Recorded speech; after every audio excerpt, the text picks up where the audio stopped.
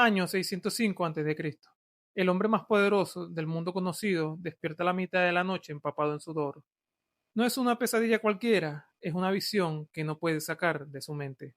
Una estatua colosal, deslumbrante, de proporciones imposibles, pero con los pies de barro. Ese hombre era Nabucodonosor, rey de Babilonia, comandante de ejércitos invencibles, constructor de uno de los jardines más bellos de la antigüedad, gobernador de un imperio que se extiende desde Egipto hasta Persia. Si Nabucodonosor hubiera tenido Instagram, hubiera tenido 10.000 millones de seguidores. Y aún con todo esto, aún así no podía dormir. ¿Qué te dice eso? Que el poder, cuando se convierte en un ídolo, no te da descanso. Lo que te da es ansiedad, porque el hombre que tiene todo el poder sabe en lo más profundo de su corazón que puede perderlo todo. Bienvenidos a la Brújula del Lector. Hoy navegaremos por el capítulo 5 del libro Dioses que fallan. Hoy vamos a descubrir por qué el poder es quizás el ídolo más peligroso que hay. También veremos cómo la política se convierte en religión sin que nos demos cuenta y por qué el único que merece el trono de tu corazón es el rey que lo usó para servir y para morir. Keller abre este capítulo con una advertencia del historiador holandés Jonathan Huizinga, quien escribió en vísperas de la Segunda Guerra Mundial: vivimos en un mundo poseído y lo sabemos. ¿Por qué lo dijo? Porque los nazis no eran monstruos que amaban el mal, eran personas que amaban a su país con una pasión deslumbrante. El problema no era que amaran algo malo, el problema era que amaban algo bueno de forma absoluta. Convirtieron el patriotismo en una deidad, y cuando algo se vuelve un absoluto, se convierte definitivamente en algo malo. El resultado fue una vergüenza interminable que Alemania carga aún encima. Keller añade otro ejemplo igual de escalofriante. Maximilien Robespierre, el líder de la Revolución Francesa en 1794, proclamó libertad e igualdad ante la Asamblea Nacional. Él prometió una utopía, pero su reinado de terror terminó con miles de guillotinados, y al final él mismo fue ejecutado por la máquina que él había alimentado. La lección es brutal. Cuando conviertes un principio noble en un ídolo, terminas destruyendo lo que querías proteger, y puede pasar en tu corazón con algo completamente legítimo. Keller hace una observación que como venezolano me pegó bastante fuerte. Como venezolano he vivido el tema político muy de cerca. En nuestros tiempos podemos ver a líderes políticos como nuestros mesías, las políticas como doctrinas salvadoras y nuestro activismo político como religión. ¿Y cuál es la señal para saber si ya cruzaste esa línea? Keller da varias y yo las reconozco. La primera señal es cuando el partido contrario gana las elecciones, sientes que el mundo se acaba. No es solo decepción, es pánico existencial.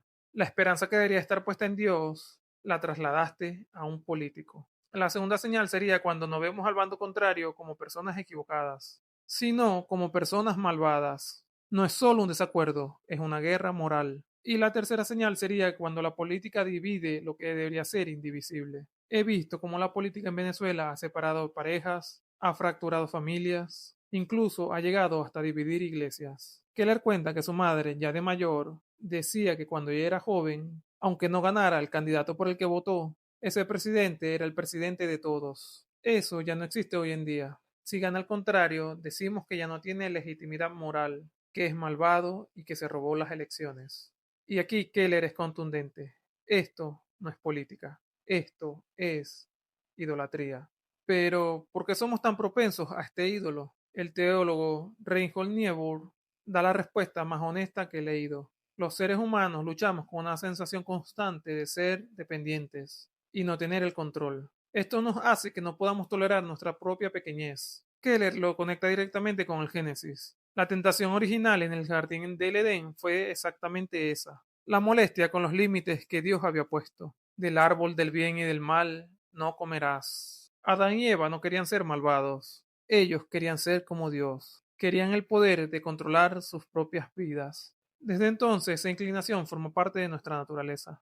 No queremos ser criaturas, queremos ser creadores. Y no queremos depender, queremos dominar. Y aquí viene algo que me sorprendió. Keller dice que el temor no es la principal razón para buscar el poder.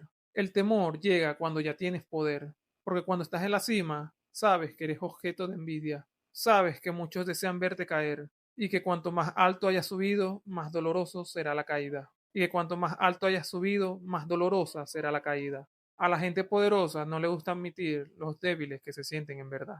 Nabucodonosor lo sabía, sus ejércitos le obedecían, su palacio brillaba, pero en la oscuridad de la noche soñaba con estatuas de pies de barros. El poder no te da paz, te da más miedo de perder el poder. Para hacer esto práctico, Keller cuenta la historia de un hombre llamado James. Antes de ser cristiano, James era un hombre mujeriego. Su patrón era seducir mujeres y cuando lograba su objetivo, perdía el interés y buscaba otras. Cuando James se convirtió al cristianismo, renunció a sus aventuras, empezó a servir en el ministerio y parecía que todo había cambiado, pero algo seguía exactamente igual. James tenía que ser siempre el líder. En cada estudio bíblico, aunque no fuera su turno, él siempre tomaba el control. Era duro, áspero, escéptico con los demás. Su valor seguía dependiendo de tener poder sobre otros. ¿Y qué descubrió Keller? Que James nunca había buscado el sexo por el sexo. Lo que buscaba era el poder de conquistar a quien quisiera y cuando quisiera. Cuando se hizo cristiano, ese ídolo profundo no desapareció, solo cambió de forma. Pasó de ser sexual a ser religioso. El ídolo del poder es el más escurridizo de todos, porque puede tomar cualquier forma, incluso forma de piedad. Volvamos al rey que no podía dormir. La visión de Nabucodonosor en el capítulo 2 de Daniel era una estatua grandiosa, cabeza de oro, pecho de plata, vientre de bronce y pies de barro. Una piedra golpeó los pies y toda la estatua se derrumbó como polvo. ¿Qué le estaba mostrando Dios a Nabucodonosor? Que todos los imperios del mundo, por más gloriosos que sean, tienen pies de barro. El poder humano es estructuralmente frágil. Todo lo que se construye sobre la ambición, el control y el orgullo termina en polvo. Pero la historia de Nabucodonosor no termina en el diagnóstico, termina en la transformación. Daniel capítulo 4 nos cuenta que Nabucodonosor llegó a un punto de quiebre. Literalmente perdió la razón. Vivió como un animal en el campo, comiendo hierba como un buey, con el cabello crecido como plumas y las uñas como garras de aves. Era el hombre más poderoso del mundo, convertido en una bestia. Y entonces el texto dice algo extraordinario. En el momento más bajo de su humillación, Nabucodonosor alzó sus ojos al cielo, no a sus generales, no a sus dioses de piedra, al cielo. Y en ese momento su razón le fue devuelta. ¿Qué aprendió Nabucodonosor? Que el Altísimo gobierna el reino de los hombres y se lo da a quien él quiera. Esto lo podemos ver en Daniel capítulo 4, versículo 25. La grandeza no era suya, nunca lo fue, había sido prestada. Este es el movimiento que quiere hacer Dios en cada uno de los corazones que ha hecho del poder su Dios. No destruirte, sino humillarte lo suficiente para que levantes los ojos hacia el cielo. Aquí está el corazón del Evangelio aplicado al ídolo del poder.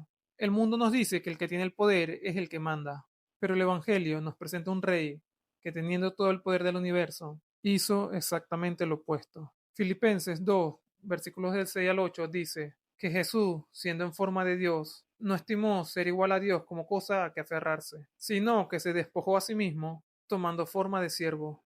El Hijo de Dios, que sustenta todas las cosas con el poder de su palabra, se hizo dependiente, nació en un pesebre porque no había espacio en la posada, vivió sin tener dónde recostar la cabeza y murió sin ningún tipo de poder en sus manos, clavadas en una cruz. ¿Por qué? Porque la única manera de romper el ciclo del poder era desde adentro. Jesús entró en nuestra condición de criaturas finitas y vulnerables, y en lugar de huir de esa vulnerabilidad, la abrazó hasta sus últimas consecuencias. Cuando desde la cruz gritó, Dios mío, ¿por qué me has desamparado? No hubo ninguna voz del cielo que lo librara. Él experimentó el abandono total para que tú y yo no tuviéramos que experimentarlo. La cura para el ídolo del poder no es la impotencia, es encontrar tu identidad en alguien que no depende de lo que puedas controlar. Es ser hijo, no conquistador. Es descansar en el poder de Dios, en lugar de construir el tuyo propio. Nabucodonosor pasó de ser el hombre más poderoso del mundo a vivir como un animal, y terminó adorando al Dios verdadero. ¿Cómo? Porque fue lo suficientemente humillado para que pudiera alzar sus ojos a Dios. Yo te pregunto hoy, ¿en qué estás buscando poder? ¿En tu carrera? ¿En tu reputación? ¿En la política? ¿En el control de tus relaciones? ¿Sientes que cuando pierdes ese control, pierdes tu identidad? El ídolo del poder siempre promete gloria, pero solo te entrega ansiedad. El rey que murió en una cruz promete todo lo contrario. Descansa, que yo gobierno, y lo que él promete, lo cumple. Si este análisis del capítulo 5 te ha ayudado a identificar un ídolo en tu corazón, suscríbete y comparte este video. Ayudemos a que la brújula del Evangelio llegue a más personas. Déjame en los comentarios en qué áreas de tu vida sientes que el deseo de control se ha convertido en tu Dios. Estaré leyendo sus respuestas. Soy Juan, la brújula del lector, y recuerda, los reinos de este mundo tienen pies de barro, pero hay un reino que no será sacudido jamás. Nos vemos en la próxima lectura.